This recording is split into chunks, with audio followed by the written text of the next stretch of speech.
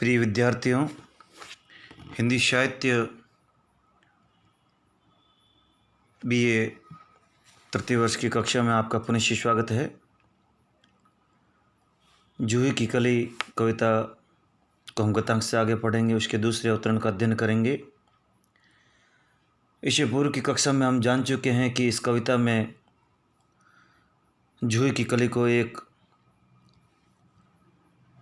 नवयौवना नायिका के रूप में चित्रित किया गया है और मलयानिल जो पवन है उस पर नायक का आरोप किया गया है और मानवीकरण के द्वारा उनमें जो प्रेम की जो क्रीड़ाएँ होती है उसको इस कविता में चित्रित किया गया है।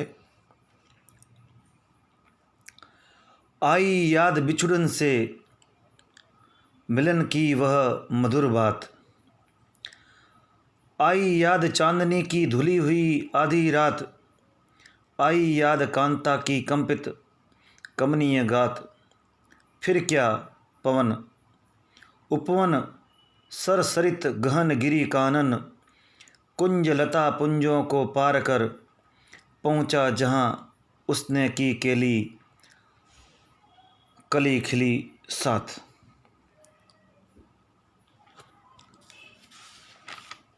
जब उस वासंती रात्रि में जब प्रिया को, जब नायक पवन को अपनी प्रिया जूही की कली की जब याद आती है, उसे जब अपने विरह की स्मृति होती है तो उसे स्मृति आती है, आई याद बिछुड़न से मिलन की वह मधुर बात।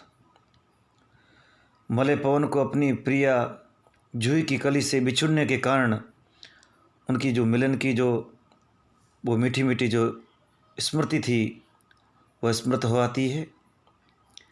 आई याद चांदनी की धुली हुई आधी रात, और चांदनी से आवर्त या चांदनी की से धुली हुई वह अर्धरात्रि का स्मरण नायक को हो जाता है जब वह अपनी प्रिया के संग था या प्रिया से उसका जब मिलन हुआ था। आई याद कांता की कंपित कमनीय गात, कांता का अर्थ होता है प्रेयसी, सुंदरी, सुंदर युवती, और कंपित यानी कांपता हुआ, कमनीय गात सुंदर आकर्षक, गात यानी शरीर, तो कमनीय गात का अर्थ हो गया सुंदर और आकर्षक शरीर। याद आई कांता की कंपित कमनीय गात, नायक पवन को उसकी प्रिया जूही की कली का कांपता हुआ सुंदर आकर्षक शरीर का स्मरण हो आता है। और इतना सब स्मरण होने के बाद जब उसे अपने मिलने की मधुर बातें याद आती है, चांदनी की वह अर्धरात्रि जिसमें उसके प्रिय से मिलन होता है, और मिलन की रात्रि और अपनी प्रिया का कांपता हुआ शरीर, जब इन सब की स्मृति उस पवन को होती है, उस नायक को होती है, फिर किस प्रकार की प्रतिक्रिया होती है उसको आगे चित्रित किया गया है। फिर क्या आगे क्या हुआ, पवन उपवन सरसरित गहन गिरी कानन, वह पवन उपवन यानी बाग बगीचे, सर यानी सरोवर या तालाब, सरित नदियाँ, गहन गिरी ऊंचे ऊंचे पहाड़, और कानन यानी वन या जंगल।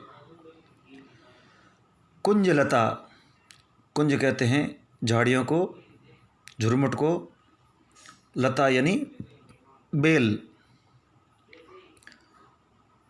पुंज, पुंज कहते हैं वृक्ष या जो वनस्पति का जो झुरमुट होता है, जो उसे पुंज कहा जाता है। पुंज,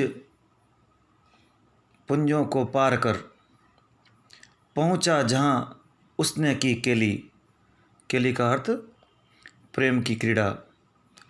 कली खिली साथ, और उस जूही की खिली हुई कली के साथ में जहाँ उसने प्रेम की क्रीड़ा की थी वहाँ पर वो पहुँच जाता है। उसका वर्णन इस प्रकार से है। वह पवन, उपवन, सरोवर, नदियों, ऊंचे ऊंचे पहाड़ों और गहन वनों को पार करता हुआ, कुंज, लताओं और पुंजों को पार करता हुआ उस स्थान पर पहुंच जाता है जहां उसने अपनी प्रेयसी जूही की कली के साथ में प्रेम की क्रीड़ा की थी, यहाँ उसके साथ में केलियाँ रमण किया था। उस स्थान पर वह पहुंच जाता है। तो यहाँ पर कवि ने अपनी प्रेयसी जूही की कली से मिलने के लिए आतुर जो नायक या प्रिय पवन है उसकी गति की तीव्रता का सजीव चित्रण यहाँ किया है। और सर्वत्र मानवीकरण अलंकार विद्यमान है। तो इस प्रकार से इस काव्यांश में जूही की कली जो एक नायिका के रूप में चित्रित है और पवन जो एक नायक या उस जूही की कली का जो प्रेमी है, उन दोनों प्रेमी नायिका और नायक के रूप में जिनको यहाँ पर चित्रित किया गया है, और उस नायक को किस प्रकार से अपनी प्रेयसी का स्मरण हो आता है और तमाम कष्ट और बाधाओं को पार करता हुआ उस स्थान पर पहुंच जाता है जहां उसकी प्रिय विद्यमान थी। उस स्थान पर पहुंच जाता है जहां उसकी प्रेयसी या प्रियतम के संग उसका मिलन हुआ था। तो इस प्रकार विभिन्न बाधाओं और कष्टों को पार करते हुए पवन अंततः उस नायिका के समक्ष उपस्थित हो जाता है। और जिस समय जो नायिका है वह अपने अलसाई हुई निद्रा में प्रिय के स्वप्नों में मग्न होकर सो रही थी, उस समय नायक वहाँ पहुँच जाता है। धन्यवाद।